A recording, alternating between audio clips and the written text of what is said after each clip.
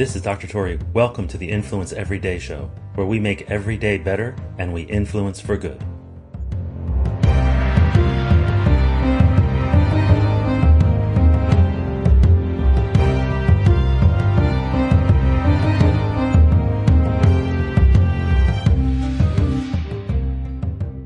You know, one of the things about influence, communication, rapport is that we tend to wing it. And this is one of our big deficiencies. It's actually sort of the main reason why I created things like the Influence Playbook and many of the courses and things like that that are offered. It's because too often we are just winging it. We're sort of going with the flow rather than deliberate practice. So I want to talk to you about actions and how we learn things and how we develop habits, and to make sure that we're doing that in the best of ways. Many of you may have heard of the matrix where we talk about things that are unconsciously incompetent. So we are unconsciously incompetent at doing things when we are unaware of their relevance and we don't know how to do them. We're not aware of them, or we're not aware of their relevance typically, and we don't know how to perform them or how to do them.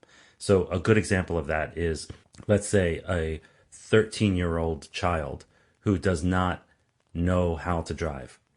They don't really see the relevance of it yet, but when they start to become 14, 15, they start to see the relevance because their friends are going out, their friends have a certain amount of freedom perhaps that they're driving and things like that. What happens is there's a period of discovery where they go from not really recognizing something's relevance to discovering why it's important or why it's valuable. Similar experience if somebody is, say, a year and a half, 2 years old, 3 years old, and they don't yet know how to tie their shoes, right? They see all the kids running out, as they start to get a little older, they see all the kids running out the door without waiting for mommy or daddy or a sibling or a babysitter or somebody to tie their shoes before they go running out with everybody else. Then they discover its relevance. You go from unconsciously incompetent, you don't know how to do it, and you're not aware of its relevance. You discover its relevance. You become conscious of its relevance. Therefore, you're consciously incompetent. You're aware it's important. You're aware that it's valuable, but you still do not yet know how to do it. So discovery leads to that. Now, from here, from being consciously incompetent at something, then there's a period of learning. And that's typically, imagine you're learning to drive, right? A parent, a sibling, a friend, somebody that already has some driving skills will take out the consciously incompetent person and teach them. And so through a period of learning, they become consciously competent. Consciously competent, they're aware of its relevance and they know how to do it. But they have to pay close attention to doing it. They have to sort of focus on the activity in order to perform it. You go from unconsciously incompetent, you discover the relevance, you become consciously incompetent, you learn, and then you become consciously competent. Now, here's where many people mess up. It's that they don't realize that the next step, which is practice is what makes us unconsciously competent, meaning we know its relevance. We don't even have to think about its relevance anymore. And we also don't even have to think about actually doing the activity. It's become built in. It's baked into our neurons because our neurons have put a myelin sheath around them and to make the action more efficient. The more we practice, the more efficient we become at doing the thing. So eventually you reach a point where you don't have to focus on driving and shifting and looking at the mirrors and doing this. You're just doing it automatically. And that automaticity comes after practice. Now, why is all of this important? Well, it's important on several reasons. First is that this flow, this pattern, is how we develop our habits. It's how we develop our skills and level up, right? When it comes to things like influence and persuasion, rapport, body language, these things, first, you know they're relevant because you're listening to this podcast. Perhaps you're consciously incompetent. You want to learn how to do them. And so that's why you're here. Or perhaps you know a little bit, but you want to practice and you want to refine and you want to get better at it. Well, here's the thing. The practice portion is really, really, really important. Because if you practice the wrong thing, you become automatic at the wrong thing. You think about people like Shaquille O'Neal or Ben Simmons. These are famous basketball players who they've been at the foul line multiple times, like thousands of times, I would guess. Certainly more than anyone listening to this, and probably more than anyone, all of the people listening to this combined. They've shot more foul shots. But why were they awful at foul shooting? Because they didn't practice the right behavior. They practiced the wrong behavior. They practiced a way of doing it that was less efficient, less correct, less repeatable. Something there was so, and this is part of the importance of coaches, by the way, to have deliberate practice. So the point is, make sure you're learning from somebody who knows what they're doing. I once actually I met somebody who was like counseling people on his own outside. He's not a social worker, or he's not a therapist, a psychologist, or doesn't have any training in it. But he happened to be somebody that people came to in the community. So he kept doing this counseling. And at one point I was in charge of an organization, and he was representing himself as being part of that organization out there counseling people with family problems, psych and relationship problems, like all kinds of things. And so I told him, you can't do that. And he said, I've been doing this for 35 years. And I was like, that doesn't mean you're doing it well. That doesn't mean you're qualified. Just because you've been doing something doesn't mean you're doing it well. Another major component to all this is that the best leaders, the best teachers, the best parents understand what it's like to be in all four of these quadrants. They understand they have cognitive empathy, meaning they can reflect and put themselves in someone else's shoes in a different quadrant. So that person that's unconsciously incompetent, the mother or the sibling or somebody that's sort of encouraging the child to learn might say, oh, when you're big, you can put on your shoes yourself and go outside all by yourself.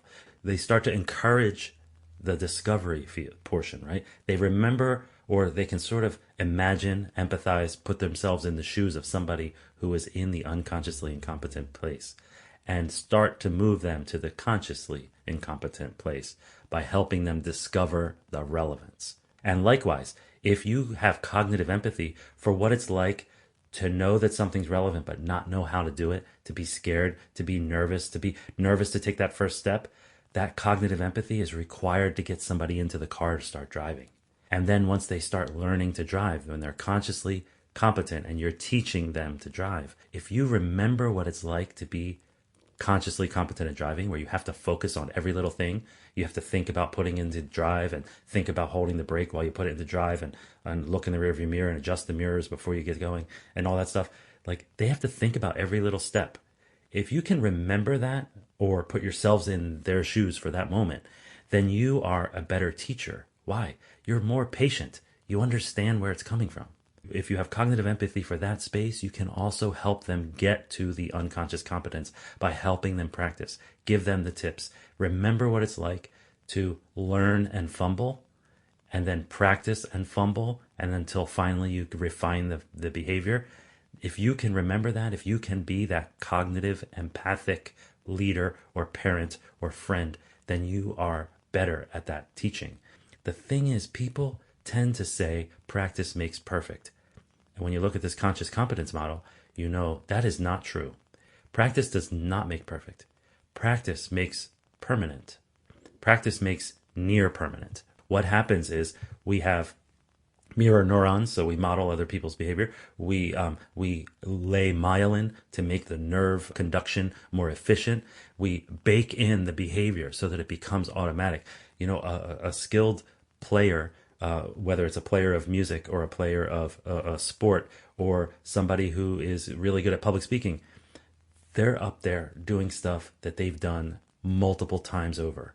And they've refined the activity, they've refined the action, and therefore it appears to be something that is seamless. They're in a flow state. They get into that flow state because they've practiced deliberately. Practice in general makes permanent. Deliberate practice makes perfect. How do you practice influence, persuasion, rapport, body language, engagement, behavior change? How do you practice it? Everyday situations. If you're in an everyday situation, that's how you practice. So let's say you're standing around with a few friends and maybe somebody you don't really know very well, and they make an inappropriate joke. They make a joke about, let's say, I don't know, something sexist or racist or culturally insensitive or what have you. And it just doesn't vibe with you or the other participants. Well, you can take that moment as a moment to practice. One thing you can practice is looking for discomfort. Look around at the other people instead of looking at the person and giving them this socially required sort of thing where you smile back and ha ha ha. Well, don't give them that pleasure, especially if it's inappropriate. Don't do that. Instead, take that as an opportunity to look at other people. And when you see other people, you'll see that they're uncomfortable too. And then you'll get to see what uncomfortable looks like. You'll see it in that moment, what uncomfortable looks like. And you'll see it in that person, that person, that person. You'll recognize that they're all slightly different, but there's common themes. And you can get better at detecting discomfort. Same thing goes, excitement, shock, rapport. Pay attention to people. When there's rapport, pay attention to it.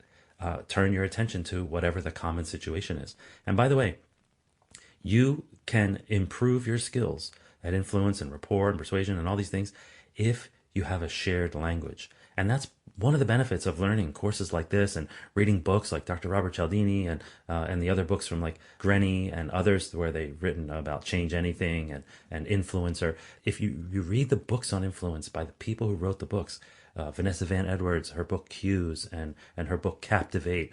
There's so many people out there that have written books that are worth reading. Made to Stick by Dan and Chip Heath. The Power of Moments by Dan and Chip Heath. These books, they help you get the language of behavior change, the language of influence, the language of rapport, and that helps you recognize it. Sometimes just by naming something, you see it better. So this is an important element of practice, is exposure to the language and using the language. Now, common situations, to be coached through them is even better. If you can get a coach, whether it's through your employer, sometimes they offer them for leadership coaches or things like that. There are career coaches. There are financial coaches.